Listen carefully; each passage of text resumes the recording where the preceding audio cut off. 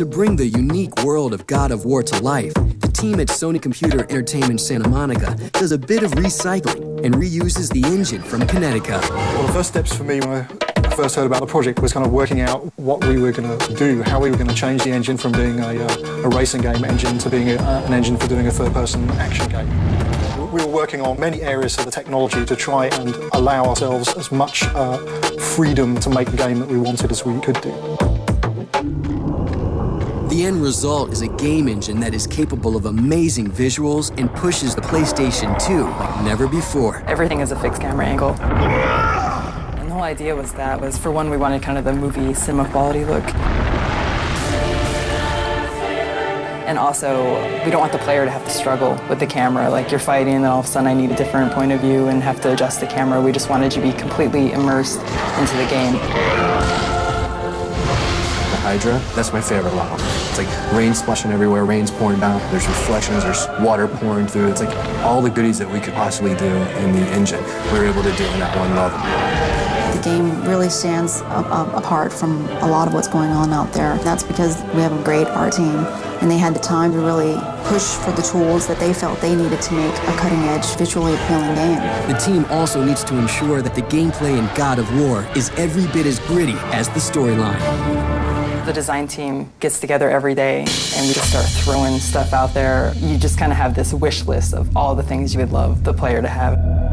And then you just kind of tone that down as to make it more realistic of what you can actually make. To design a fun game, it takes more than just one person's vision to make something fun. We did a lot of testing. Each design member would go off on their own, create something, then we'd all sit together, review it, and play off of each other's ideas. They come up with a freestyle fighting engine which lets players be as creative as they want during combat and create a collection of deviously challenging puzzles. A lot of games these days, it's like, to them a puzzle is, pull a lever and a door opens, and if you can get through the door before it closes, that's a puzzle. All it is a lever that you pull. I mean, it's insane that they get away with that. So we racked our brains on the design side. It's like, let's come up with actual puzzles. The puzzles were really, really cool and creative.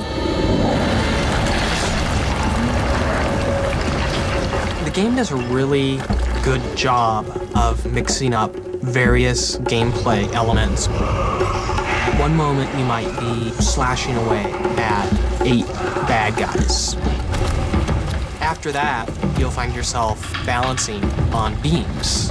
Then you'll climb the netting on the mast of the ship. Fight there, but it feels totally different because you're smashing enemies, throwing them down, and things like that. We basically came up with a fairly elaborate animation queuing system that was completely controllable by the designers. You can actually just kind of move these things around. You're sort of just sculpting with time. So they are able to string together animations and play them faster or slower or add delays in the middle of them. We also added context-sensitive moves, which is basically kind of grapple moves where you can animate 2 characters fighting together, holding each other or throwing each other. And they just took it to this next level where you were doing these amazing combos, and every move could be linked together into a different combo, and you really had this freedom to experiment. Each enemy Kratos faces will be a unique challenge. Kratos really lets the enemies have it in ways that you probably haven't seen in games before. I'm personally fond of like Medusa and the Cyclops. With Medusa, things go on in the air, things go on everywhere. She's everywhere and anywhere during combat. She's much faster. With the Cyclops, combat with him is beyond the simple aspect of throwing a spear at the eye. You're going to see varying styles of gameplay that you're going to have to deal with.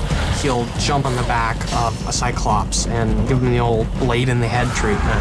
And the variety of adversaries will be enough to whet any warrior's appetite. With Kratos being about 7 feet tall or so, the relative size of characters in relation to Kratos, they range from Harpy, which is probably about the size of like a condor or something, 3 or so feet tall, with like a wingspan of up to about 6 to 7 feet, ranging to the Cyclops, which is about 12 to 13 feet. Medusa in length is probably about 16 feet. But then you'll run across characters throughout the game that are close to 80, 90 feet tall. We've kind of built some of those into some of the boss fights. As God of War nears completion, it becomes clear that this violent and gritty game isn't for the faint of heart. But the team is about to push the envelope even further. Here we go. 3, 2, 1, go! Sweet. SCEA's God of War is shaping up to be a visceral and violent tour de force. But blood and guts aren't the only things that will give this game a hard M rating. Stay, Kratos. Just a bit longer. There's actually a couple of places in the game where you can actually have sex in the game with Kratos, and it's like a little mini game. It speaks to the world, which is this animalistic side that Kratos has. He's a badass on the battlefield, he's a badass in the bedroom. I wanted that to come across. The sexual content in the game, for me, I feel if it's part of the character development, it works. I think Kratos is a pretty hot, sexy man myself. To see him engaging in a little activity, it's to be expected, right? When players play it, they'll be like, that's really fun and it's cool, it has no reason, but it kind of does bring the story out and develops the character. Kratos! But really, God of War says, I am a mature game for grown-ups. I'm not going to hold anything back. It really doesn't seem to be ashamed at all of being a game for adults, and that's one of the most appealing things about it. Let's broaden this genre a little bit. Let's basically bring games to adults. I think that Sony's like, of course, games aren't for kids. We've been saying that since PlayStation 1. Games are for everybody. They were actually quite supportive of the sex and the violence. As long as they're like, dude, you gotta have an M rating. We gotta make sure this is advertised only to adults. And it was like, yeah, of course. And after that, they're like, sure, make your game. As God of War gets closer and closer to the finish line, the team brings in musicians to score the game. The music went through 3 stages. I was really interested in licensing classic 70s and 80s rock. And I was like, that would be great to have this Greek mythology game set against kind of, rock and roll. And I played a game and I listened to some rock and roll in my headphones. I'm like, okay, this is really stupid. It's not working at all. So from then, it's transitioned over to more of kind of a synthy 70s, 80s kind of orchestral score. The sound guys were just like, dude, no one's gonna like that. Anybody younger than 30 is just gonna think that's so stupid and cheesy. Ultimately, we ended up going with more of a traditional orchestral score with live choirs and things like that.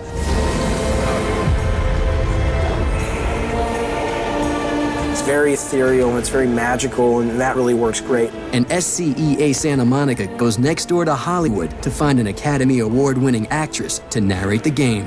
The first choice for the narrator was always Linda Hunt. People were like, who's Linda Hunt? And I'm like, dude, she is awesome. She has this phenomenal voice. The sky split apart, and the God of War stepped through. And everybody heard it like, oh, she was absolutely right. I'm so grateful that she said yes. He would murder the God of War. The public gets their first taste of God of War at E3 in 2003. We really worked our butts off to make that a really good demo. So we really want to come out with a good reception. And people were like, okay, this is kind of cool, but it didn't knock their socks off. But then with 2004 E3, man, that could not have gone any better. It was absolutely awesome. We constantly had lines to play the game. People were talking about the game. We got tons of nominations and awards. And it was just like, thank God. After more than 3 years of hard work. 3 years and we're almost done. Light at the end of the tunnel. What I am is tired. Tired and more tired? SCEA Santa Monica finally finishes God of War. And for this weary team of developers, the game is worth every ounce of effort they put into it. The Sony Santa Monica team is incredibly talented. They've really spared no expense. They've really thought through everything that needs to be done to make a game look amazing. You put your blood, sweat, and tears, your heart and soul in this thing for over 3 years. It's just a great feeling, and we're going to make a statement. It's a hardcore game. It's gross. There's blood and guts, but it's a challenge. Working with Dave is an entertaining experience. He's a very driven individual. He's not always the most pleasant person to be around, but he gets the game made. God of War is the game that I've wanted to make since I was a little kid. There's this great big high adventure, hyper-violent, overly sexual, adult action adventure game. That's kind of God of War in a nutshell.